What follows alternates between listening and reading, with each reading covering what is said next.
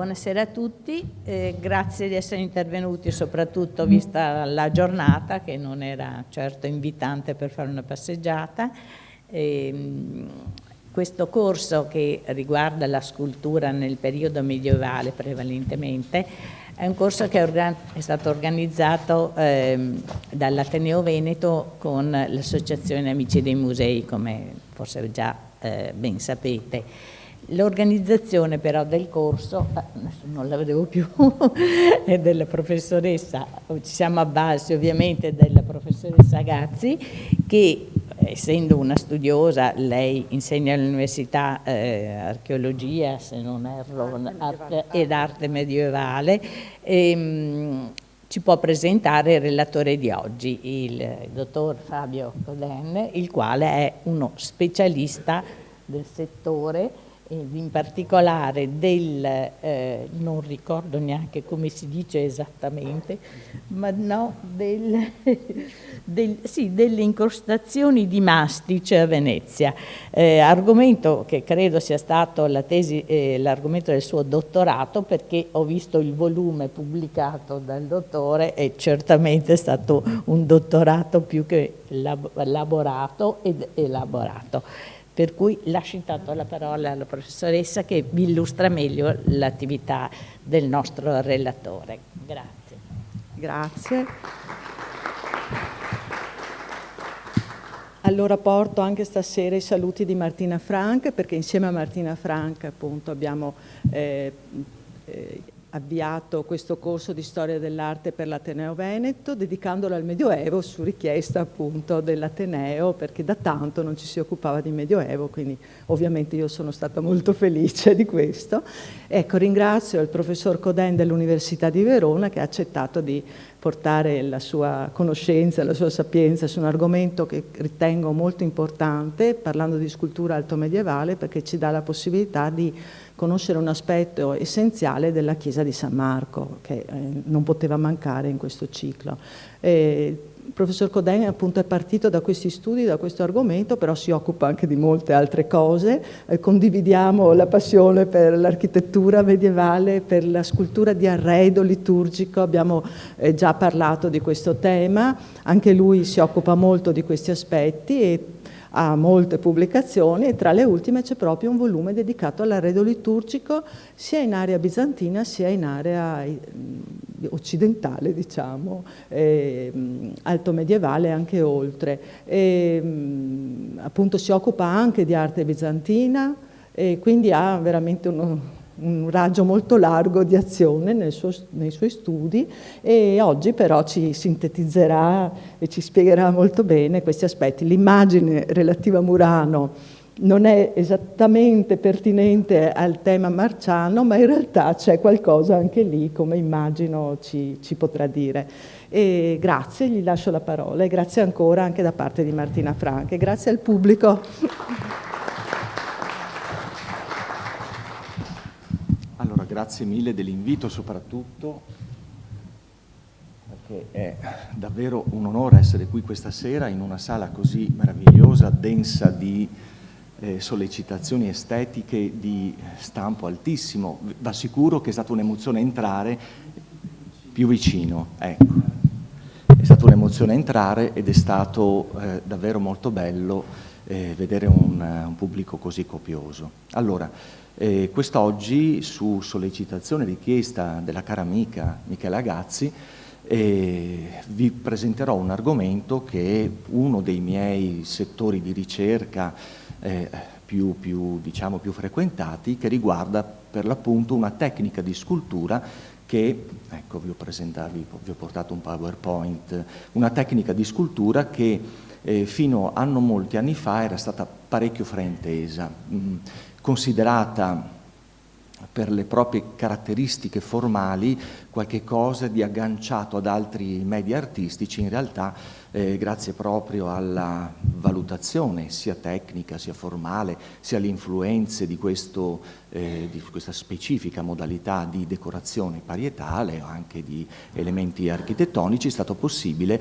dare una autorevolezza autonoma a questa tecnica, nella quale rientra a pieno titolo anche l'area altoadriatica. Allora, è ovvio che prima di partire, io quest'oggi vi parlerò di San Marco, ma aggancerò San Marco ad una serie di altri monumenti, e prima di entrare nel merito del monumento stesso marciano, ho pensato di darvi alcuni aspetti di carattere tecnico per riconoscere questa scultura, perché al di là degli studi che sono stati fatti ancora all'inizio del Novecento, diciamo, sfugge agli occhi la sua consistenza, il suo contenuto più intimo, filosofico, anche potremmo dire estetico, per cui si rende necessario per parte mia offrirvi e tentare almeno di essere chiaro sul il procedimento tecnico che fu utilizzato per questa variante particolare, sulle varianti a propria volta che furono utilizzate,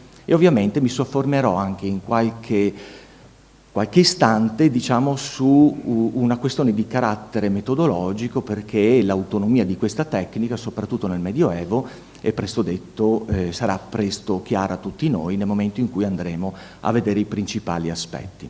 Quindi partiamo subito con un'opera che molto probabilmente molti di voi conosceranno, che è la grande lastra con Cristo schiavellato, quindi Cristo deposto dalla croce, operata da Benedetto Antelmi. Si trova nella cattedrale di Parma, ma faceva parte del pontile antistante al pontile stessi, nelle lastre del pontile, e devo dire che è la prima opera della penisola italiana che è citata, l'unica che è citata dagli storici fin da una cronologia abbastanza risalente nel tempo, in relazione anche a questa metodologia di decorazione della superficie lapidea.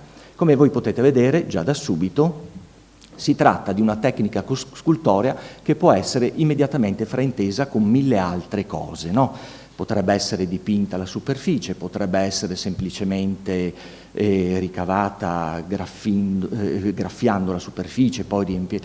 Di fatto ci accorgeremo che dietro a quest'opera datata 1178, che ha richiamato l'attenzione di molti storici, in realtà c'è un mondo molto ampio che parte dall'epoca romana. In realtà ho trovato delle indicazioni addirittura in area indiana, nei secoli avanti Cristo, in area babilonese. Per quello che noi interessa, comunque ci fermeremo a toccare alcuni aspetti dell'area romana, e soprattutto una diffusione che è molto ampia attorno al bacino del Mediterraneo. La troviamo in maniera abbastanza consistente, forse anche più di alcune altre aree in cui si suole ricercare l'origine di questa tecnica.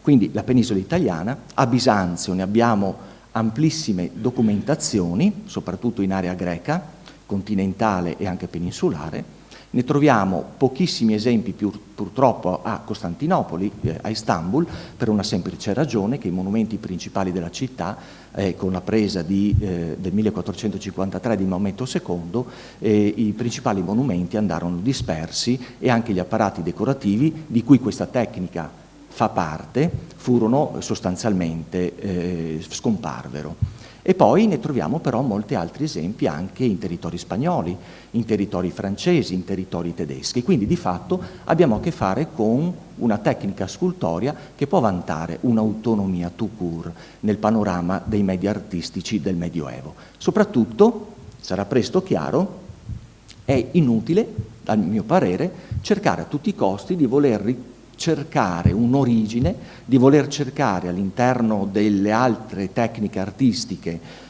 una motivazione per cui nel Medioevo comparve questa, anzi sarebbe più giusto dire fu riproposta questa tecnica scultorea, e semplicemente perché già in epoca romana era ampiamente diffusa. Conoscete molto bene la Basilica di San Marco qui a Verona, di cui anzi sicuramente possiamo dirlo a ragione veduta, è il monumento che conserva in assoluto nel Medioevo, architettonico, scultoreo, la quantità maggiore di decorazione di questo tipo. Ne abbiamo una quantità davvero straordinaria di episodi che si spalma da un periodo che va dalla prima fondazione, quindi prima fase sotto Contarini, una seconda fase a seguito delle trasformazioni degli interni, e siamo circa negli anni 60 del XII secolo, e ormai come canto del Cinio un'ultima fase nella facciata della basilica stessa. Siamo quindi post Quarta Crociata, dopo il 1204, probabilmente anche dopo il 1261, quando ci fu la ripresa di Costantinopoli per opera dell'imperatore bizantino, e la facciata di San Marco venne trasformata, e lì vediamo le ultimissime applicazioni. Sarà necessario attendere poi il Rinascimento per rivederle in auge. Quel piccolo settore di storia che va dal gotico fino al Rinascimento ebbe scarsa attenzione nei confronti di questa tecnica che, come vedremo fra poco, si contraddistingue per delle prassi operative che sono estremamente specifiche, affatto peculiari. Allora, per capire l'incrostazione di mastice bisogna assolutamente che noi facciamo una sorta di percorso veloce su come era concepita, e mi limiterò a parlare dell'epoca di una parentesi cronologica che va dal V, IV, V secolo fino al XIII nelle opere che vi mostrerò, con un'unica eccezione di un'opera romana, una tecnica che, come vi dicevo, nel Medioevo vanta una fortuna molto estesa.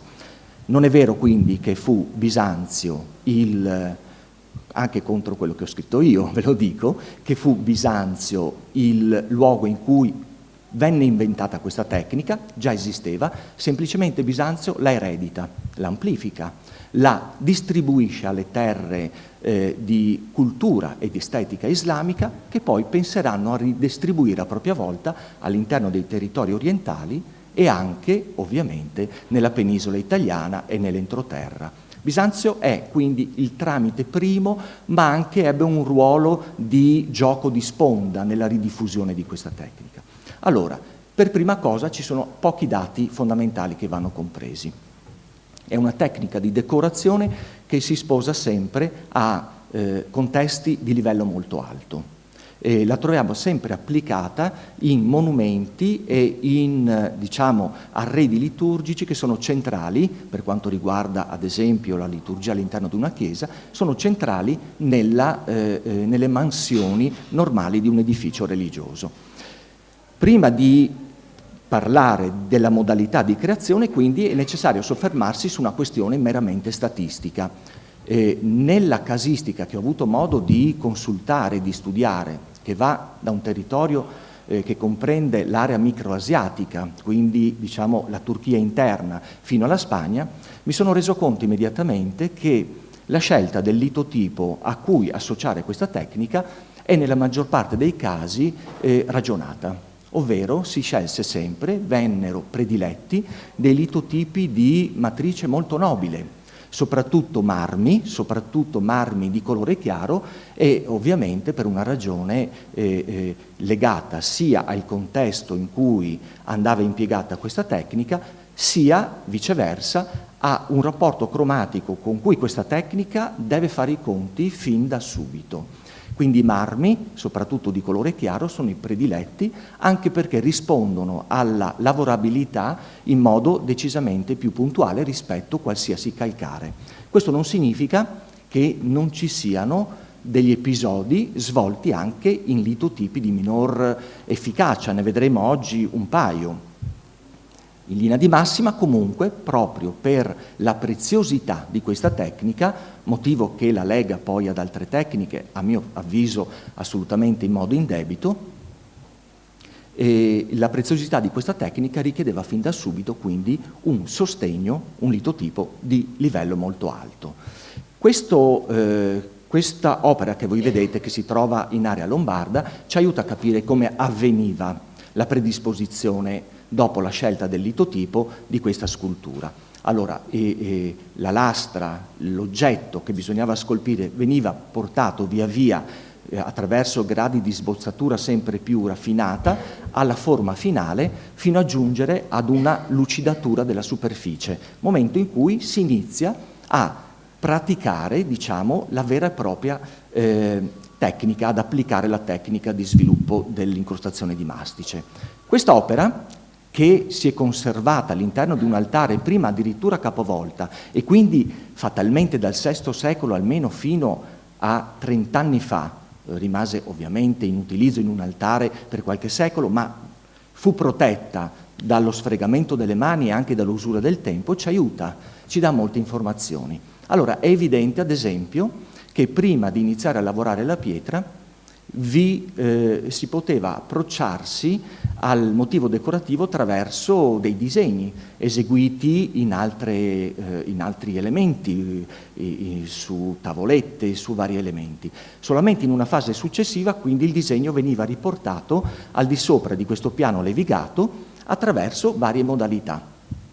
Poteva essere graffito a mano libera, qualora il disegno prevedesse quindi dei motivi, delle iconografie molto complesse, ma spesse volte, come voi potete vedere da queste macro fotografie, sulla superficie della tavola veniva creata una griglia geometrica che permetteva di tracciare nel contempo, di raggiungere nel contempo la regolarità del disegno, ma anche di tracciare la prima traccia dei solchi che avrebbero poi ospitati i mastici che voi vedete qui stesi, originali del VI secolo in questo caso, ancora presenti sulle superfici incavate. Qui vedete che l'organizzazione del disegno è assolutamente chiara. Vi sono altri episodi, soprattutto nel sud della penisola, ne ricordo un paio nelle Puglie ad esempio, in cui è stato possibile confrontare questa metodologia di applicazione in modo molto puntuale. Ma guardate qui. Qui è presto svelato il segreto della composizione geometrica di questo motivo, di questo crismon, no? Di questo simbolo cristiano per eccellenza che era pensato per essere destinato all'altare di questa chiesa di Galliano che ovviamente non esiste più. Le linee che compongono, che permettono di raggiungere una geometria perfetta del motivo sono appena scalfite nella superficie attraverso un utensile appuntito che lasciò un solco minimo e probabilmente attraverso anche delle stecche, delle squadre e via discorrendo. Esiste un'altra modalità, i patroni, che è stato possibile stabilire, trovare soprattutto in alcune opere più avanzate di area anconetana ad esempio, ovvero dei modelli di disegni che venivano utilizzati in modo speculare per la parte destra e sinistra della tavola. Mi riferisco in particolare, e ne vedremo oggi alcune, ai plutei delle recinzioni presbiteriali del Duomo di Ancona, e che servivano proprio per tracciare metà del disegno e rivoltato dall'altra parte la metà opposta, e facendo riscontro di queste due parti, in quel caso è stato proprio possibile stabilire l'esistenza di patroni e quindi di questi presidi della scultura che sono stati più volte supposti, mai trovati materialmente, ma che ovviamente esistevano. Sono persuaso assolutamente che le cornici di San Marco abbiano utilizzato mezzi di questo tipo, per la regolarità dei motivi, come vedremo oggi, e proprio per la serialità dei motivi che furono utilizzati.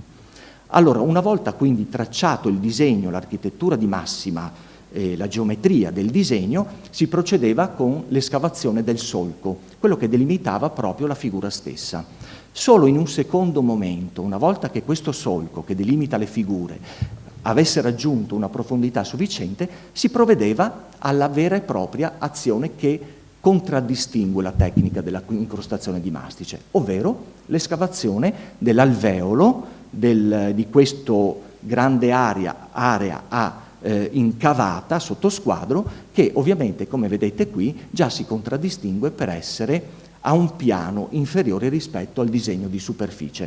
Questa è una lastra ben conservata del Museo di Bari, siamo già in una data piuttosto avanzata, nel XIII secolo, che però dovete immaginarvi in tutta l'area che vedete a sottosquadro riempita di mastici rossi molto vividi che giocavano per contrasto con il disegno. Quindi il rapporto cromatico all'interno di questa tecnica, il rapporto cromatico fra fondo e disegno, è la motivazione prima della sua esistenza.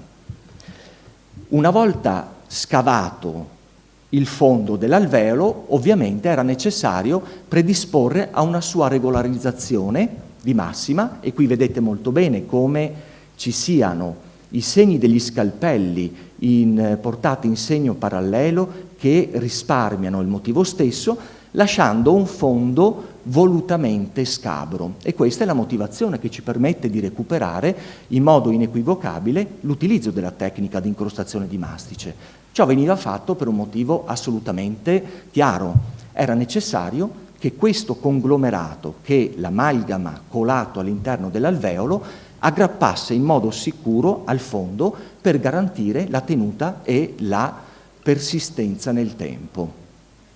Solo in un secondo momento, qui vedete molto bene, no? Ci sono ancora delle tracce di mastice e ovviamente il profilo molto netto della figura che veniva lasciata pochi millimetri di superficie. Siamo nell'ordine di 1, 2 mm, 5 mm, quindi si tratta di un lavoro fatto con estrema precisione che prevede delle maestranze educate in una, educate a un lavoro molto coscienzioso nei rapporti della scultura stessa. L'escavazione dell'alveolo poteva essere fatto quindi con gli scalpelli, però poteva essere anche predisposto, e il disegno stesso, anche attraverso fori di trapano.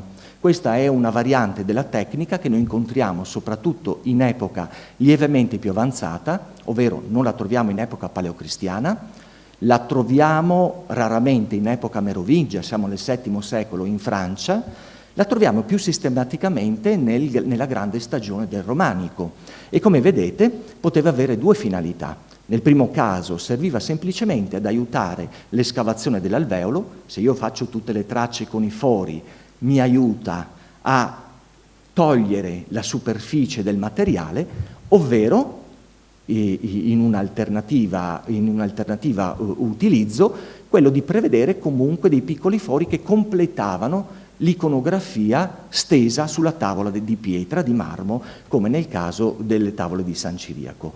In area bizantina l'utilizzo del trapano non è mai applicato con finalità di predisposizione dell'alveolo, ma viene utilizzato unicamente come mezzo per raggiungere uno scopo ben preciso nella decorazione.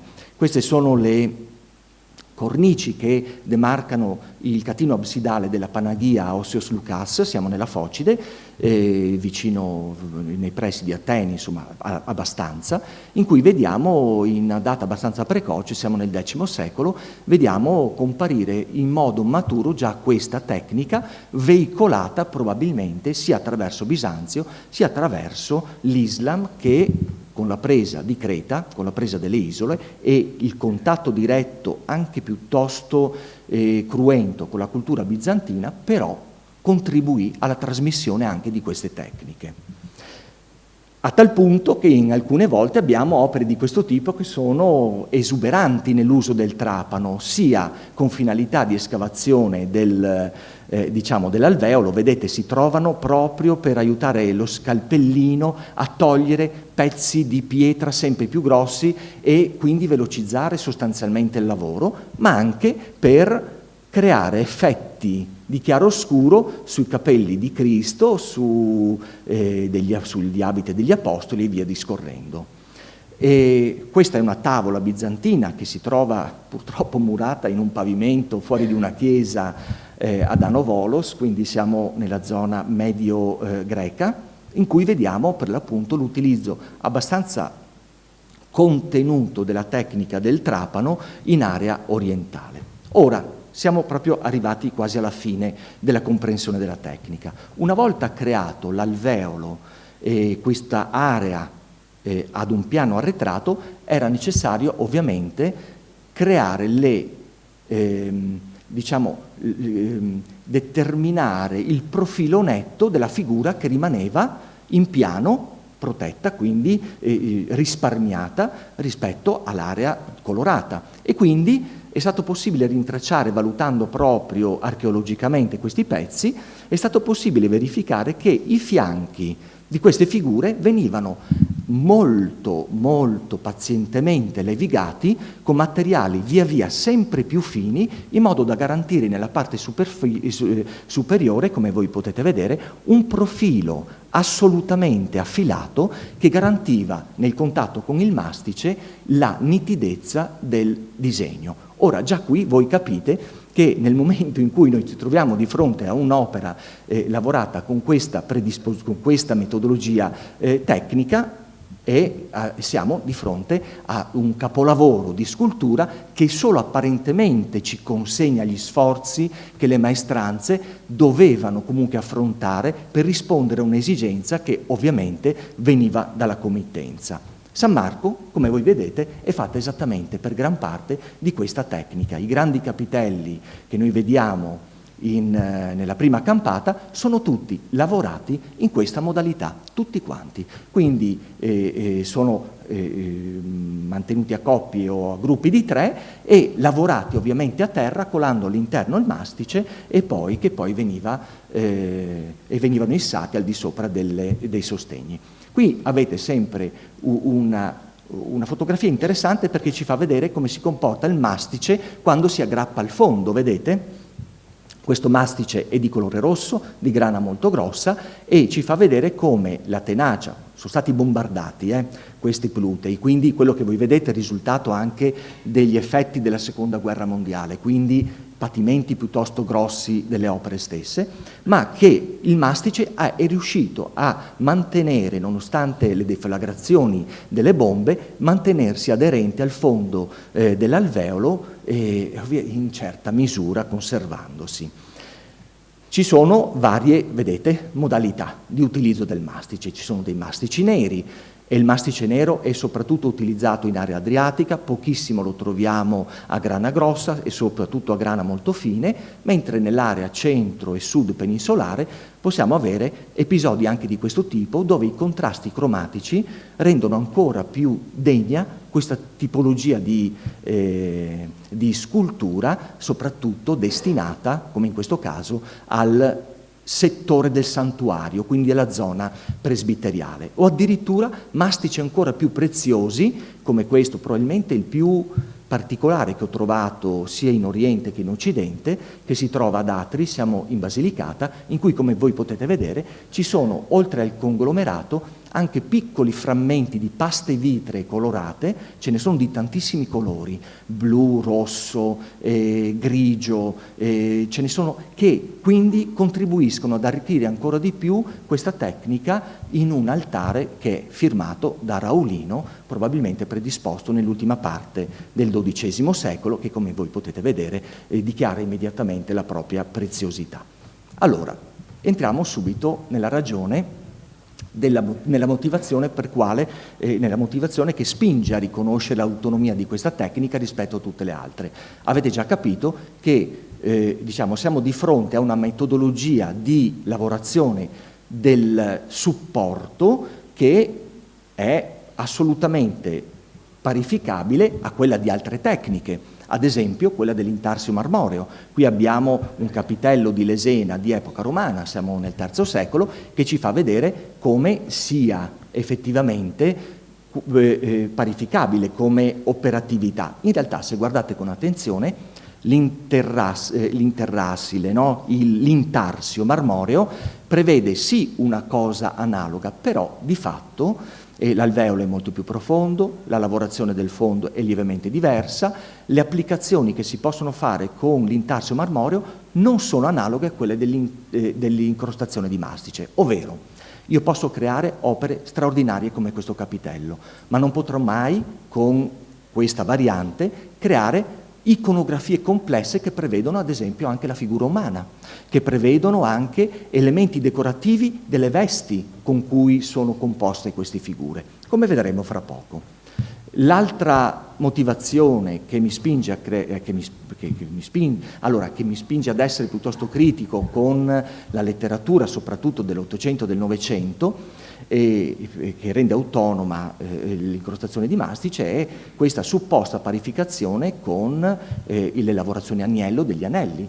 per una semplice motivazione. Ci troviamo di fronte a opere di oreficeria che sono sì ricavate scavando un alveolo, ma che ovviamente prevedono modalità e funzioni completamente differenti. Questo è un impasto, un semplice impasto di metalli mescolati a zolfo ed altre cose, che veniva poi schiacciato all'interno e serviva ovviamente con modalità rappresentative decisamente di altro livello rispetto a quello che abbiamo visto, che serviva comunque per la durevolezza dell'oggetto rappresentato stesso. Ecco, qui ne avete altri, vedete, sono spalmate in un arco temporale davvero molto vasto queste tecniche, come la gemina, che prevede di calare all'interno dell'alveolo filamenti di oro, di rame, di argento, come nei volti che vedete qui.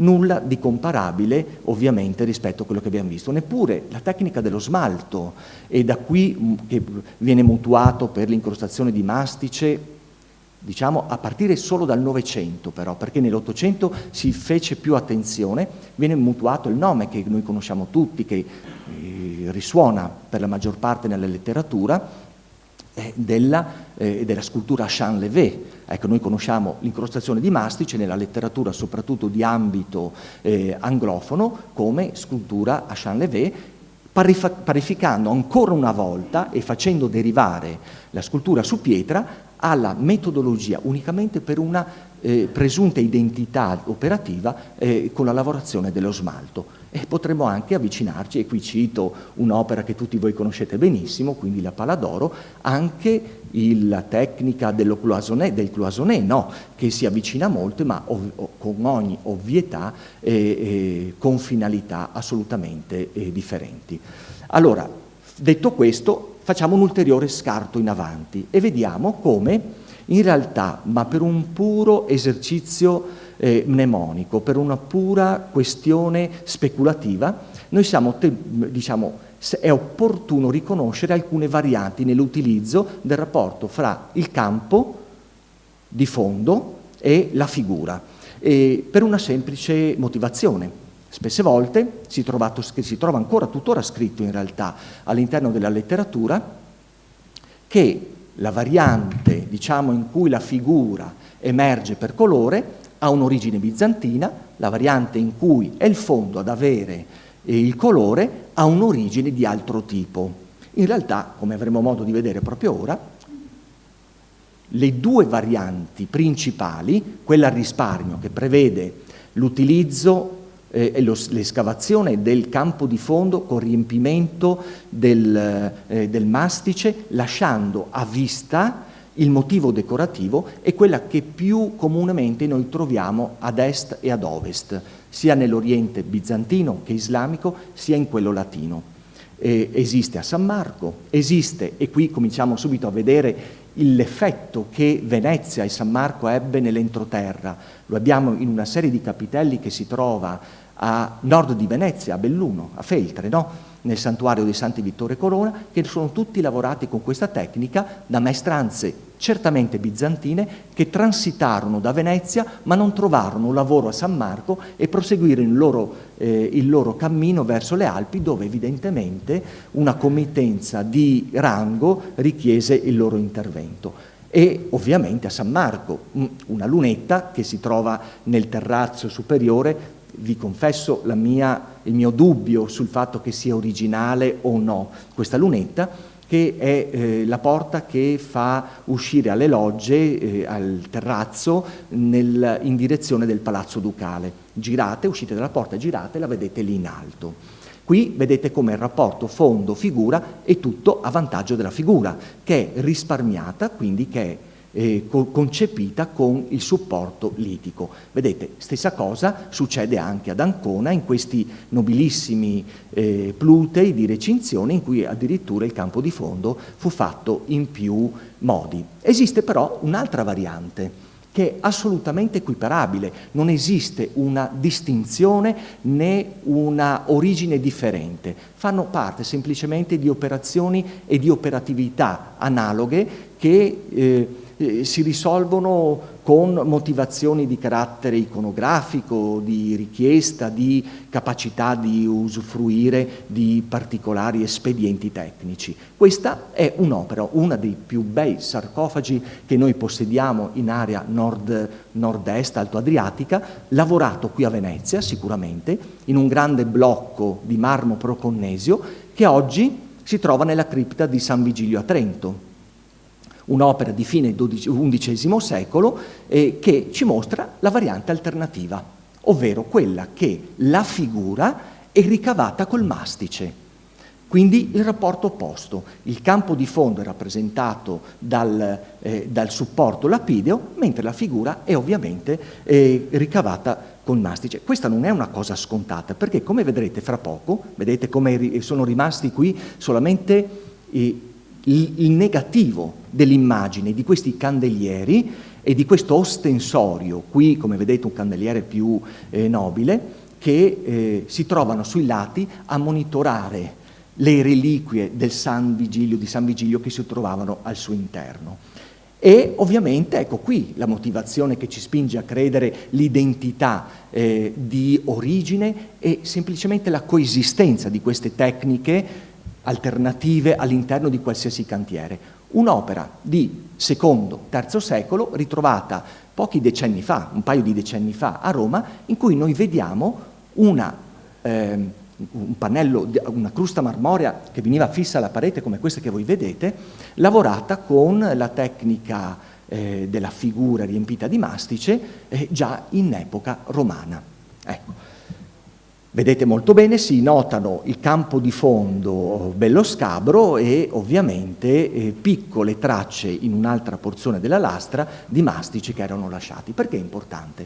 Perché la troviamo sia in Oriente sia in Occidente e addirittura offriva dei vantaggi, delle possibilità di decorazione decisamente più avanzati rispetto all'altra. Ad esempio, questo epistiglio, forse di iconostasi di un templo, di un templon, di una chiesa bizantina, in cui vediamo 3 apostoli, è ricavata con questa seconda variante e addirittura, come voi potete vedere, il mastice a propria volta fu destinato a ricevere con del colore bianco le pieghe del vestito, completando ciò che il mastice non era in grado di fare con del pigmento steso, con delle pennellate.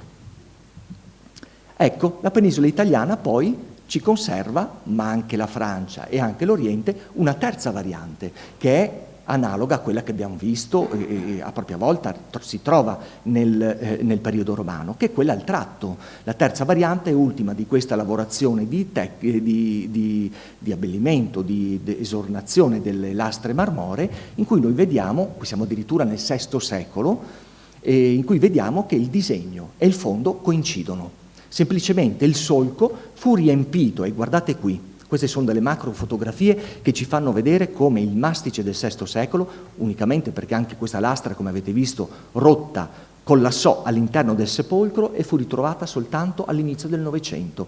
Questo mastice molto resinoso, che fu steso addirittura con colori alterni per dare conto ad una iconografia ben più complessa. Guardate, si vedono addirittura i punti in cui veniva pressato con le dita per essere, veniva colato a caldo all'interno dell'alveolo per essere ovviamente, per aderire in modo più profondo, in modo più tenace al fondo. Fra le opere più belle abbiamo questa piccola placchetta, guardate, grande così, che si trova a Siena, data a Guccio di Mannaia, ma in realtà potrebbe essere di qualsiasi pittore dell'inizio del Trecento, in cui noi vediamo il proseguire di questa variante, ovviamente dell'incrostazione in mastice, almeno dall'epoca romana fino al 300, con assoluta e pacifica conseguenzialità. Qui vedete molto bene come un'opera molto piccola sia facile da utilizzare, da lavorare all'interno di un laboratorio, ma questa variante noi la troviamo addirittura in campiture estesissime. Io ho la fortuna di studiare e di lavorare a Verona e solo per puro caso sono venuto a conoscenza di questo enorme impiego della tecnica di incrostazione di mastice ben dopo che avevo studiato i fenomeni latini e occidentali. Semplicemente guardando con molta attenzione il timpano di San Zeno ci si accorse che era tutto percorso da questi solchi che ovviamente in un unico punto che si era salvato, perché nascosto, protetto, conservava un frammento minuscolo di questo mastice nero che ci ha dato l'idea che tutte le figure stese qui potessero essere state completate con questa tecnica che rispetto alla pittura si mostra più durevole, ovviamente, no? Però non ha la capacità di resistere all'aperto, tant'è che noi la troviamo impiegata soprattutto dentro le chiese, ma soprattutto in questo caso concepiva e dava visibilità molto distante a un giudizio universale che si estende per tutta la larghezza della navata mediana della Basilica di San Zeno. Quindi da lontano, come un fumetto, era possibile vedere, grazie a questa tecnica, un giudizio universale che era di monito a chiunque sarebbe entrato con cuore impuro all'interno della chiesa che conservava le reliquie del santo patrono. Allora, ovviamente abbiamo mastici di colore nero, abbiamo mastici di colore rosso e nero accoppiato, soprattutto il nero lo troviamo in area altoadriatica, è la variante più impiegata dappertutto. Troviamo mastici accoppiati di colore anche in area bizantina nel X secolo, siamo di nuovo a Ossios Lucas, un mastice, come vedete, qui la fotografia non rende merito, però la parte che voi vedete più scura in realtà è un verde scuro che si affianca al rosso vivido che purtroppo la fotografia di un ambiente buio non mi ha consentito di consegnare. E l'area bizantina è anche dove nel 300 ancora si conserva uno degli episodi forse più interessanti. Vedete la cornice sommitale di questo pareclesion, quindi luogo di sepoltura creato a fianco della chiesa, e questo piccolo settore dell'edificio, la cornice sommitale è tutta eseguita con questa variante, una delle poche conservate a Costantinopoli proprio a seguito di questa cosa.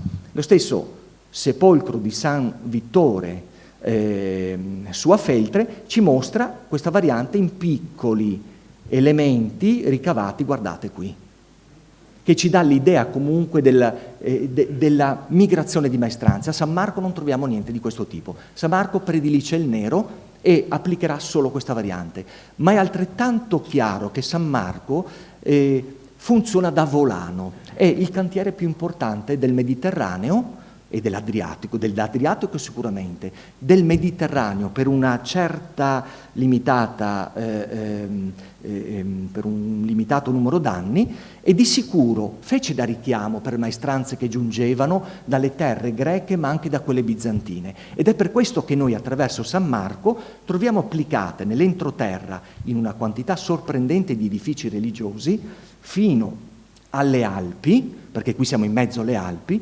varianti che sono direttamente associabili a ciò che avvenne nel cantiere marciano, ma anche completamente avulse, completamente fuori da quelle logiche, ovviamente perché le maestranze giunte da terre lontane, una volta non trovato lavoro all'interno della basilica, semplicemente si rivolgevano ad altri cantieri, portando a compimento, come vedete qui, altro episodio straordinario di queste opere di qualità davvero eccezionale. Quindi San Marco è di fatto l'episodio che rivoluziona l'applicazione di questa, anzi la reinvenzione, la riapplicazione di questa tecnica nella penisola italiana, segnatamente nell'area nord. Compare in data precoce, siamo nel 1039, a Canosa di Puglia, c'è anche un nome, Aceptus, e poi l'episodio più consistente e cronologicamente ascrivibile, altrettanto risalente nel tempo, è la Basilica di San Marco.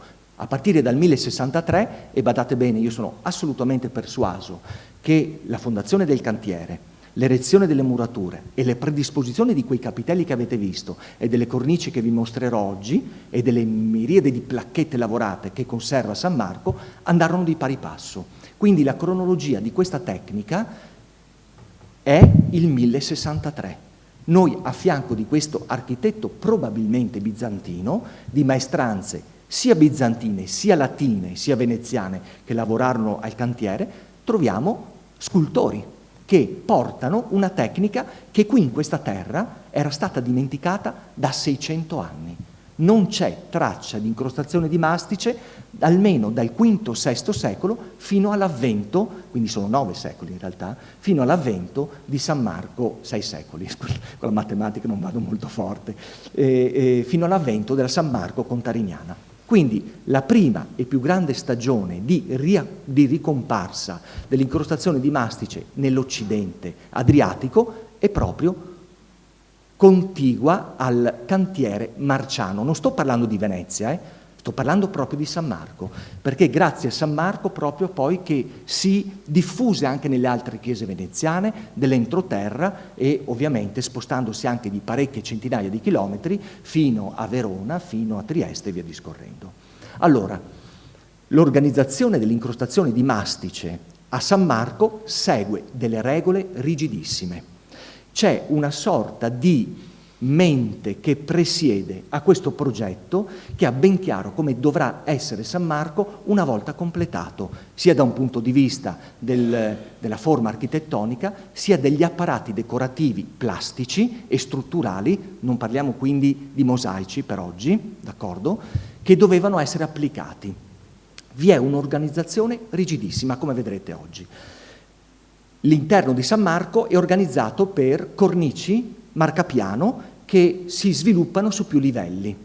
La prima, quella più bassa, all'imposta dei grandi capitelli, prevede quasi ovunque incrostazioni di mastici con motivi e repertori formali che sono chiaramente desumibili da analoghe esperienze di area greca. Sto parlando quindi del settore dell'Eubea, della Tessaglia, dell'Attica e anche costantinopolitana. Questa è la prima variante che fu applicata, come voi vedete, si riesce a capire un po', si vede il verde? Ecco, allora, guardate, fate bene attenzione proprio al modo con cui questo architetto, perché è chiaro che c'è una mente unica dietro tutto questo, organizzò la decorazione degli interni. Allora, l'area verde, come vedete, fa un po' il giro all'interno ed interessa soprattutto l'imposta di molti di questi sostegni, compresi i circoli dei 2 catini minori.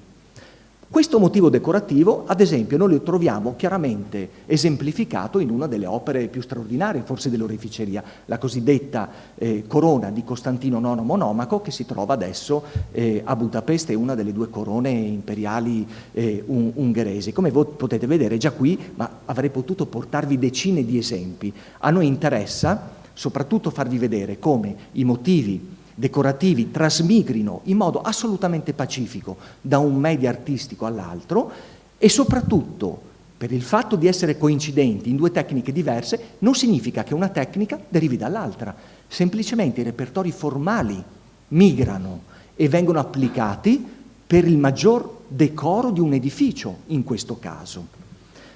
L'altro tipo è questo dei cuori, delle palmette alternate dritte e rovesce e come potete vedere occupa dei punti dell'edificio diversi rispetto a quelli che abbiamo visto poco fa, organizzandosi esattamente in modo paratattico fra la parte destra e quella sinistra e quella anteriore e quella posteriore.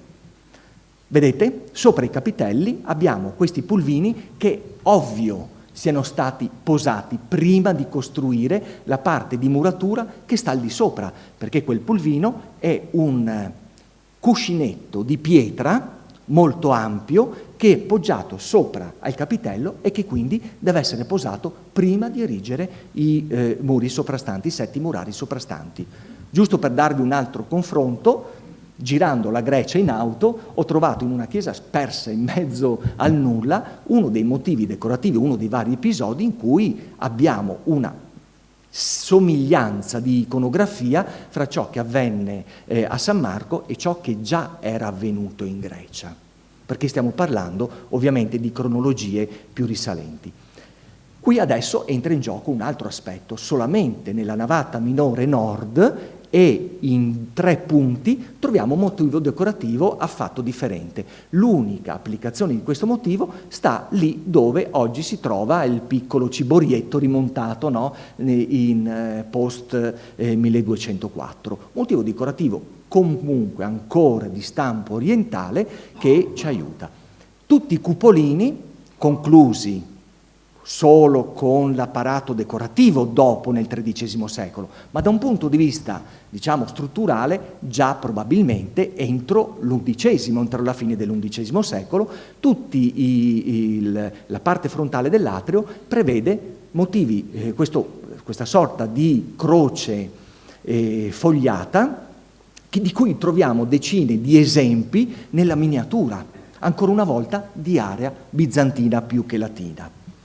E ovviamente, unico episodio a San Marco, la porta della Madonna, che impiega una tipologia di tralcio che noi troviamo poi identica solamente in un unico episodio nella Grecia continentale, sovrapponibile, e all'interno di San Marco marca una porta secondaria, ma di fatto, ce lo fa credere anche la decorazione che gli fu destinata, una porta secondaria ma cruciale all'interno della liturgia marciana. Ecco il risultato della distribuzione dei motivi decorativi all'interno di San Marco. Provate a guardare, c'è una rigida ragione distributiva di ogni singolo elemento iconografico.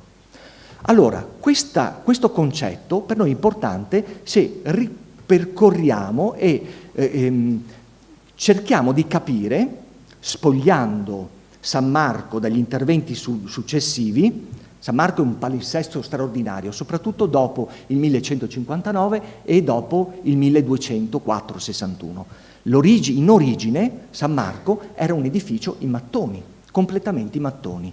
Allora provate a immaginarvi questo aspetto. L'interno di San Marco, con alcuni brani di mosaico, pochi, era completamente rosso ed era contraddistinto per contrasto cromatico da elementi litici, fra cui plutei, in marmo prezioso chiaro. L'apparato decorativo che emergeva su tutto erano proprio le cornici e incrostazioni di mastice, che su fondo bianco con materiale nero, in contrapposizione col rosso del mattone, emergevano come come potremmo definire, come una nobile addizione di elemento di raffinatezza incredibile che rendeva il martirion di San Marco degno di custodire il corpo dell'Evangelista.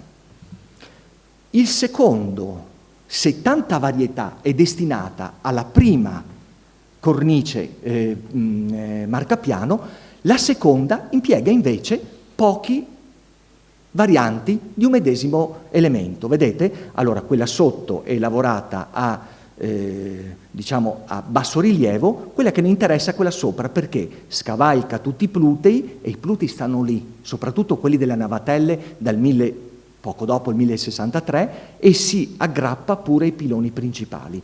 Si tratta, ecco qui, li vedete, di una cornice che ripete quella dei cupolini dell'entrata, un motivo che unifica tutta la parte delle logge della Basilica Marciana, un unico motivo, ma guardando con attenzione ci si rende conto che sì, certamente, da un punto di vista iconografico il motivo è unico, ma si riesce a capire che ci furono molte botteghe che lavorarono.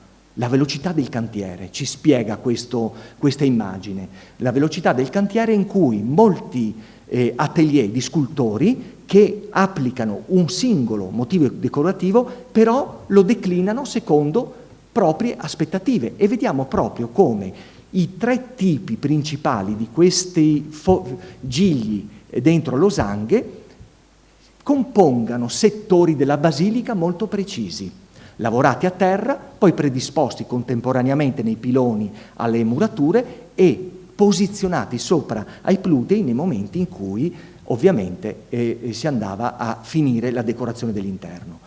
La cosa straordinaria è un'altra. I due cupolini che stanno in prossimità al santuario conservano un altro tema iconografico che dentro San Marco non ha eguali. Okay? I due cupolini che stanno uno vicino al lambone del doge, no?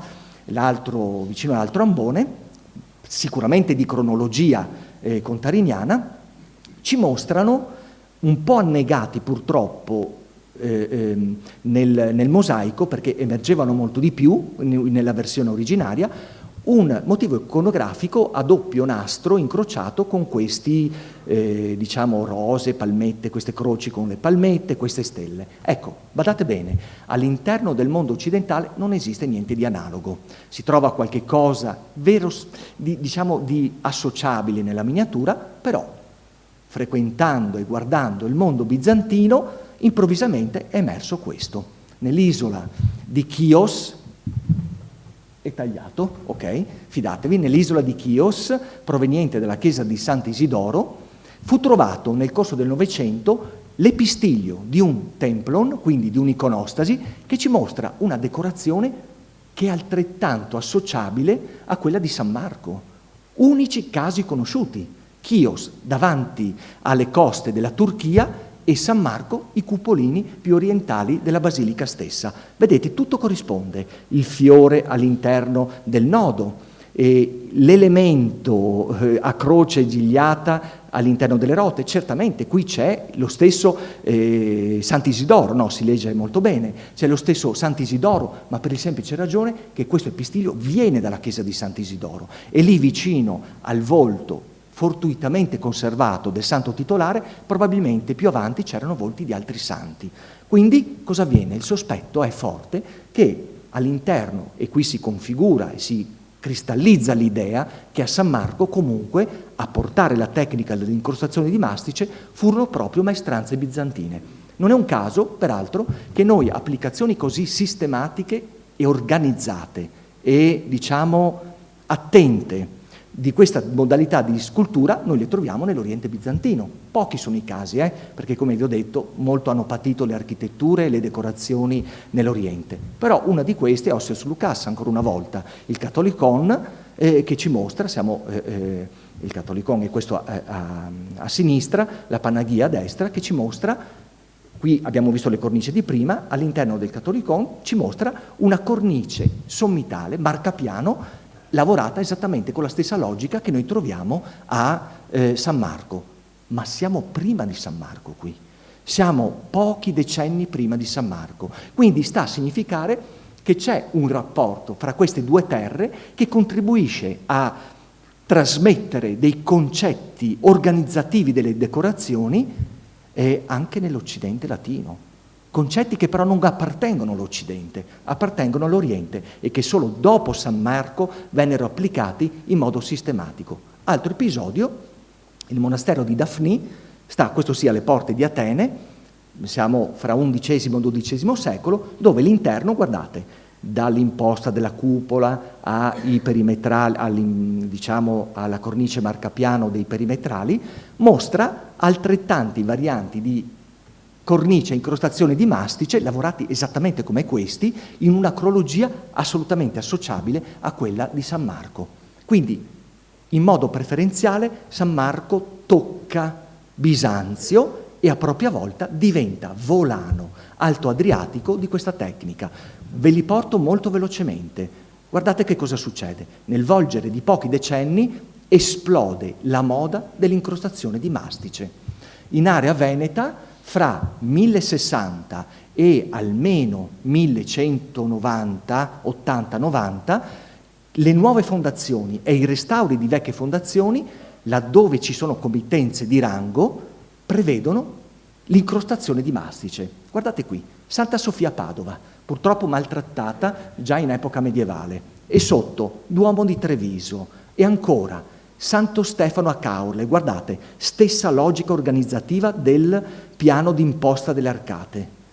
E ancora, Jesolo, Santa Maria Assunta, purtroppo basilica implosa su se stessa fra la Prima Guerra Mondiale e la Seconda Guerra Mondiale, già in rovina prima della Prima Guerra Mondiale, qua in mezzo c'è un bunker nella Seconda Guerra Mondiale, in cui tutti gli interni erano organizzati proprio come a San Marco. Ma a differenza di San Marco, a Santa Maria Assunta di Equilo, i repertori formali sono alternativi.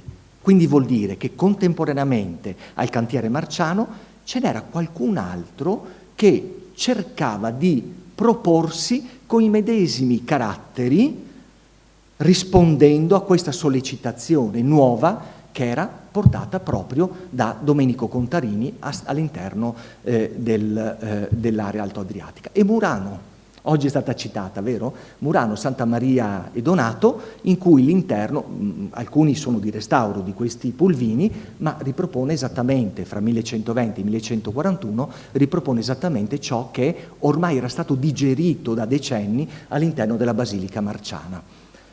A Santa Maria e Donato, fra l'altro, anche il catino absidale conserva delle piccole placchettine che erano in gran parte lavorate a mastice. Se l'organizzazione delle cornici marcapiano San Marco è composta in questo modo, il punto più alto raggiunto è quello dei capitelli. Già ve l'ho anticipato più volte nel corso di questa disamina, di questa relazione.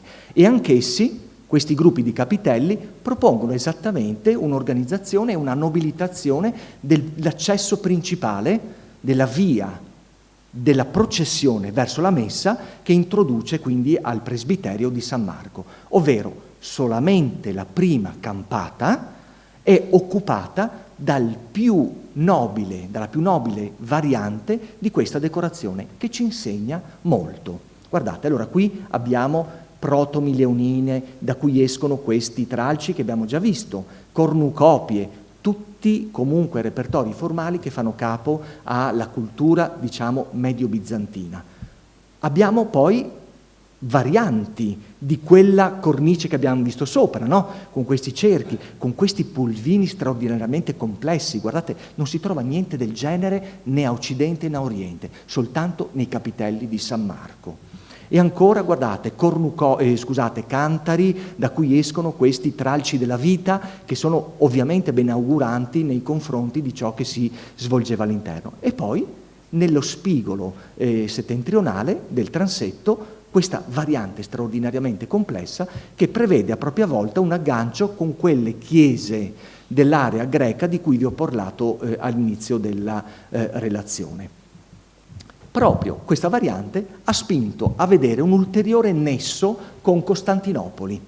L'effetto che crea l'incrostazione di mastice è analogo a quella che era stato cercato nel VI secolo a Santa Sofia di Costantinopoli da Antemio di Atralle e Isidoro da Mileto, ovvero da coloro che sponsorizzarono la coppia imperiale Giustiniano e, non stento a credere, dietro anche Teodora, la rifondazione dopo la rivolta di Nica del 532 della chiesa di Santa Sofia. Questi enormi capitelli ionici in posta, come vedete, sono lavorati con una tale sapienza in profondità che lasciano trasparire un effetto cromatico indotto dall'ombra del campo di fondo.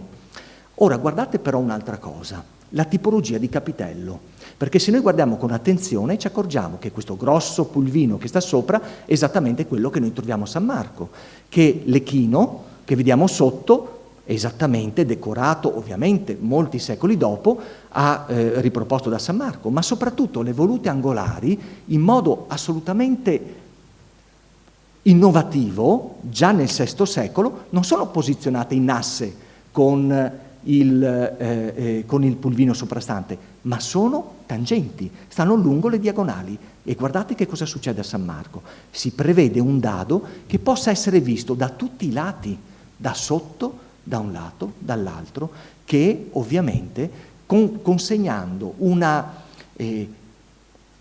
l'assenza della voluta, la trasformazione della voluta che l'elemento classico prevederebbe in un elemento decorativo giustapposto a dado che ripercorre esattamente il concetto iniziato nel VI secolo.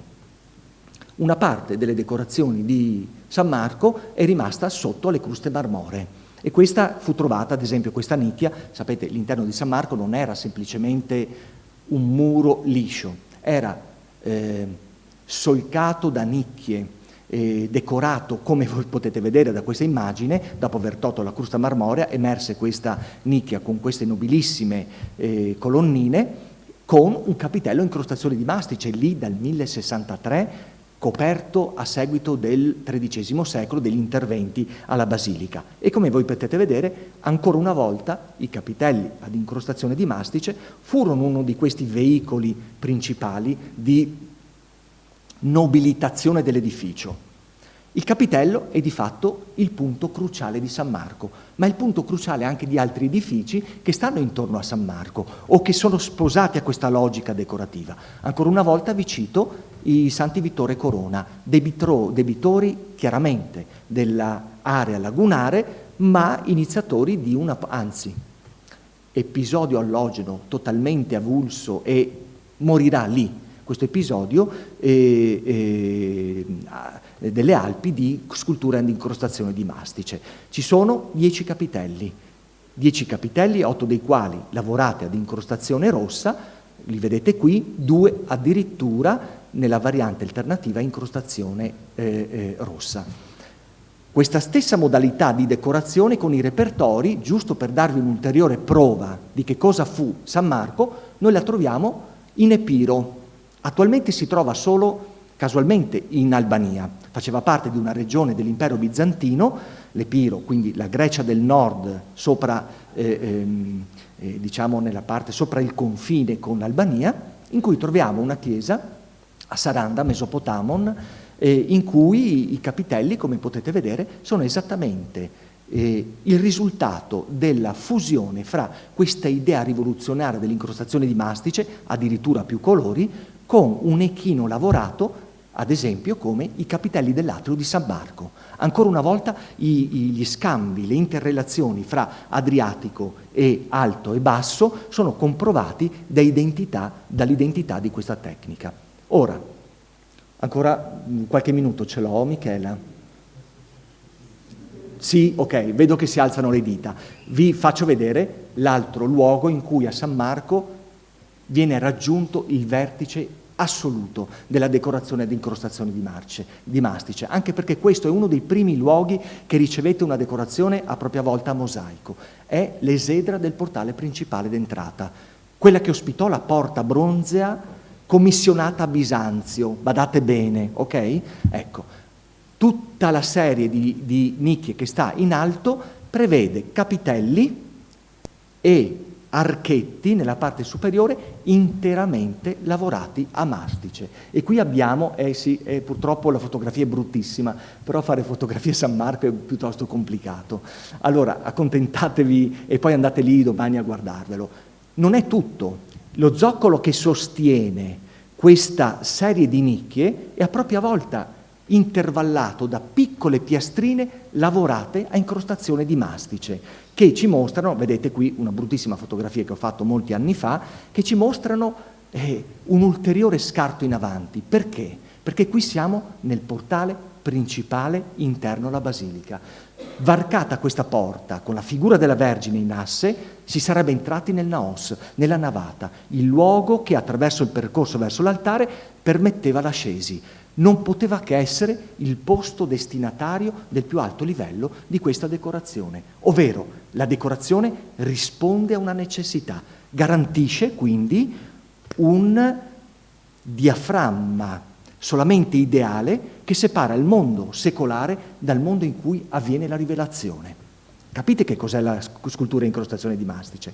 Qui, ad esempio, troviamo i repertori a mastice sia nell'intradosso, nell'estradosso, nel cordone questa è proprio con la croce, ho voluto mettervelo perché rappresenta proprio quello in asse con la porta. Ma soprattutto abbiamo, inaspettatamente, uno di questi archetti che ci mostra una decorazione che noi in Occidente non troviamo. Vedete? Ho fatto il disegno e ve l'ho riportato. Avete mai visto qualcosa del genere? No, non esiste. Nel repertorio iconografico occidentale qualche cosa del genere. È in realtà il risultato di una elaborazione di un linguaggio che attraverso Bisanzio era diventato di moda nel corso del X secolo.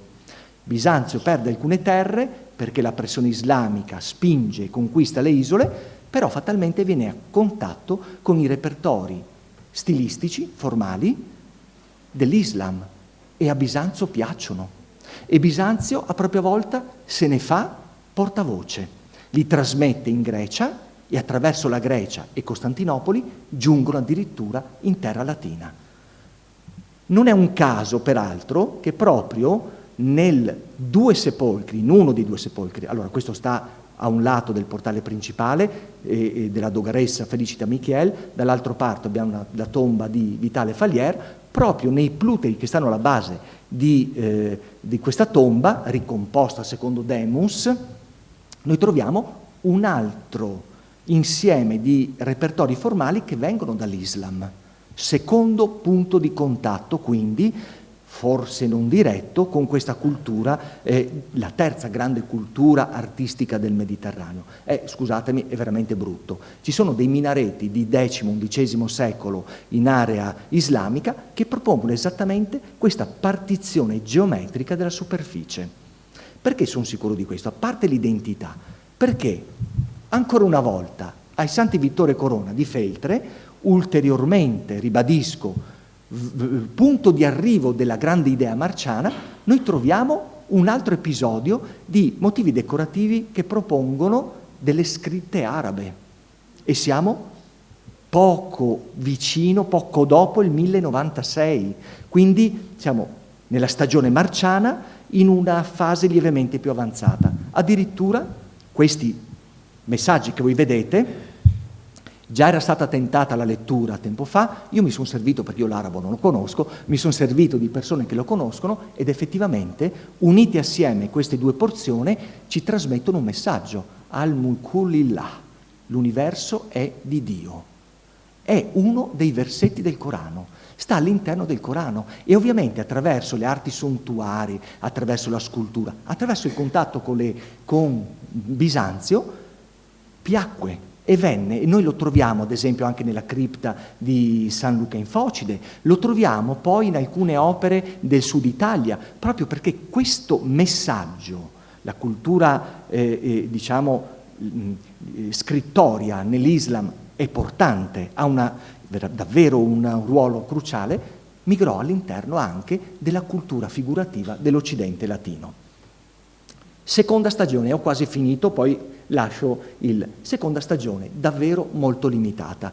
La seconda stagione di applicazione dell'incrostazione di mastice a San Marco coincide con il grande intervento di trasformazione degli interni con il rivestimento delle croste marmoree, che un'epigrafe ci dice fu operato da Petrus Venetus, un'epigrafe che si trova all'interno della cappella minore in sud, da Petrus Venetus nel 1159. Ora, guardando con attenzione il rapporto stratigrafico fra queste croste marmoree, quello che doveva essere il muro retrostante, i mosaici soprastanti, la comparazione dei motivi decorativi ha permesso comunque effettivamente di individuare delle cornici che completano la logica del 1063, ma che sono completamente fuori dai repertori formali di epoca medio-bizantina, diremo proto-comnena, quella che sta proprio a scavalco fra i macedoni e i comneni, quella di Contarini.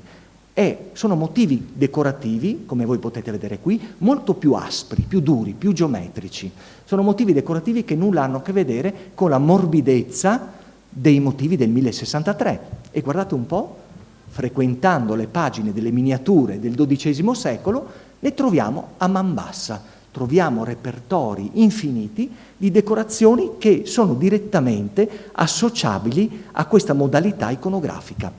Se nella stagione precedente è la scultura architettonica e la plastica comunque bizantina a guidare l'iconografia dei motivi marciani, nella seconda fase è un altro media artistico, quello che più facilmente trasporta gli elementi esornativi dall'Oriente all'Occidente, ovvero la miniatura.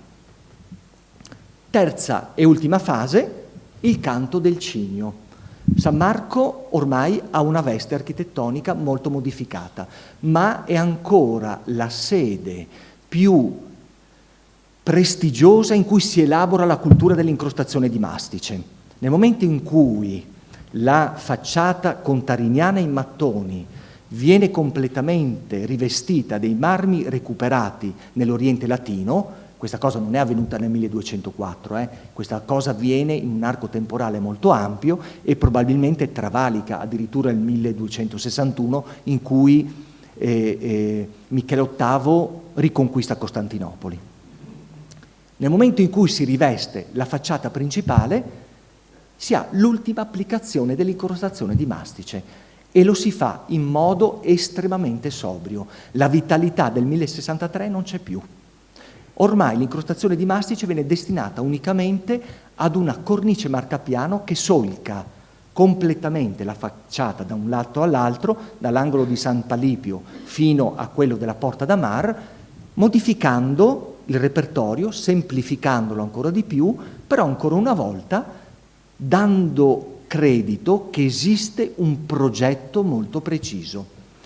Partendo dagli spigoli, andando verso il portale principale, noi ci accorgiamo che viene riproposto uno dei motivi che abbiamo visto all'interno, ma man mano che ci si avvicina al portale principale, questo motivo, e che guardate passa inosservato, ma questo ci dà l'idea di chi progettò la facciata, questo motivo diventa più articolato. Vedete? Palmetta a 5 punte con gli elementi senza il nervo centrale oppure con il piccolo bulbo centrale. Mi avvicino al portale principale e le palmette diventano a 7 punte per poi essere a 9 punte. Certo non è niente di equiparabile rispetto a tutto ciò che abbiamo visto noi fino adesso, ma quell'istinto di prevedere un ordine logico, distributivo dei motivi permase ancora dentro al XIII secolo. Grazie mille dell'attenzione.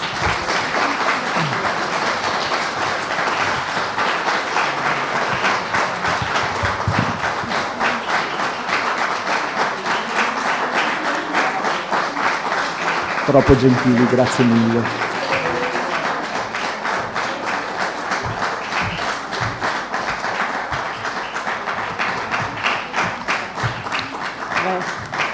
Applauso eloquente, direi che è veramente stata una lezione bellissima, sono molto contenta, ti ringrazio molto e passo la parola alla Presidente degli Amici dei Musei. Ci costringerà ad entrare a San Marco e non guardare i mosaici, ma guardare tutt'altro, veramente una scoperta. Questo mi fa piacere. Ovviamente non voglio distogliervi dalla parte bella di San Marco, però viene dopo.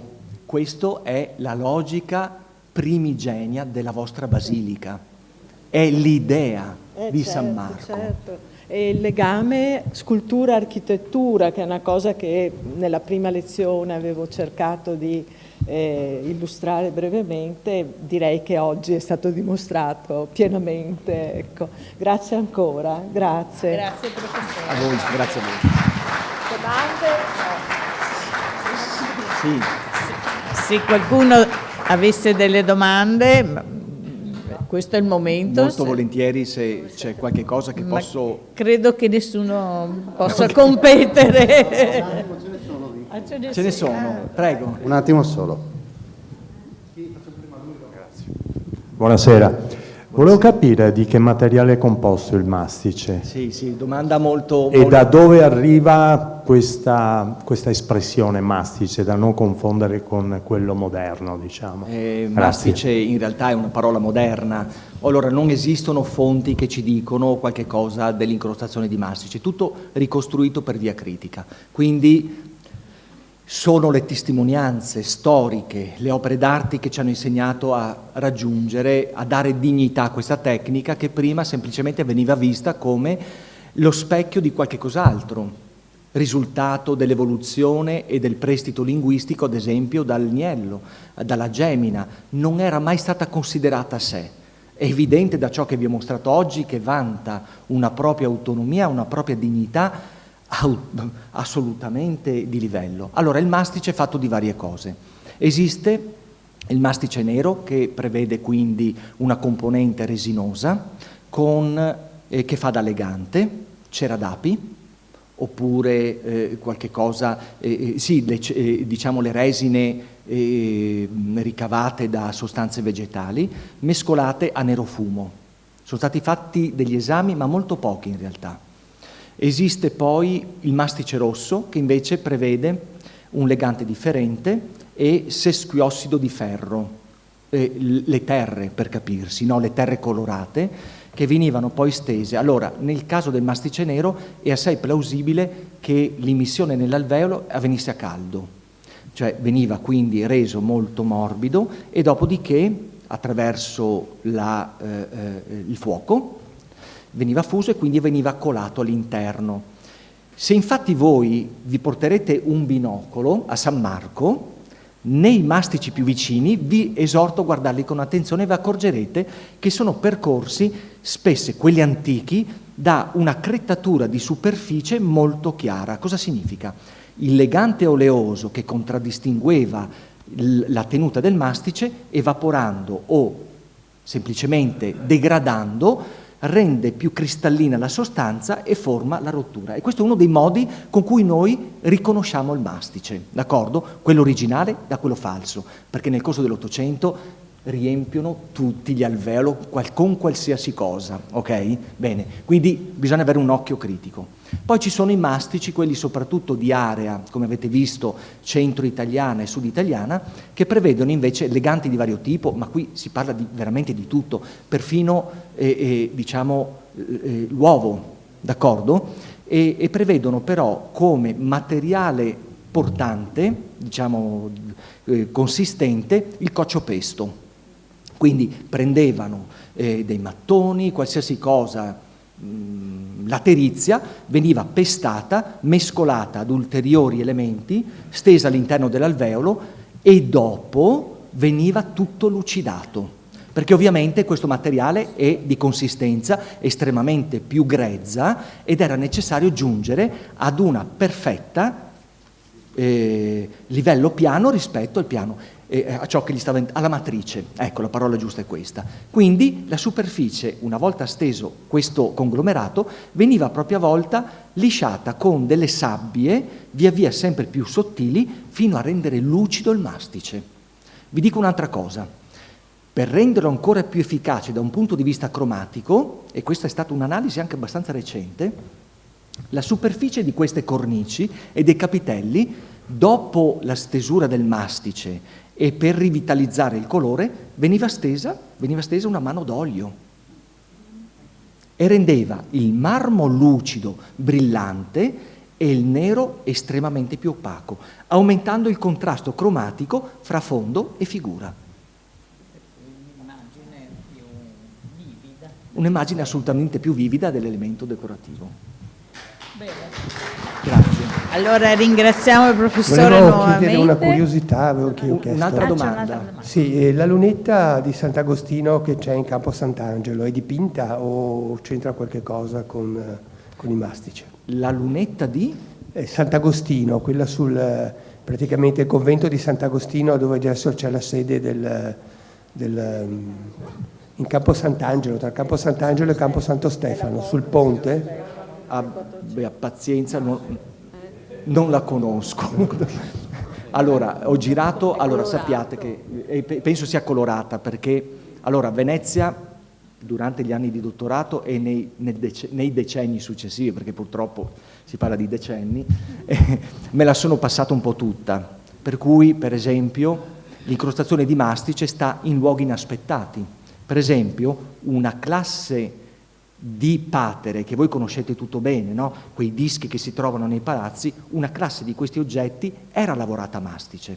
Ve ne accorgete guardando chiaramente il fondo, il disegno, questo rapporto bidimensionale fra parte incavata e parte di superficie giustifica la presenza di mastice. Mi sono preso un teleobiettivo lungo così, me li sono fotografati ed è stato confermato proprio dall'analisi del fondo. Quindi, oltre che a patere lavorate a rilievo, oltre che a patere lavorate a graffito, vi erano anche quelle lavorate a mastice.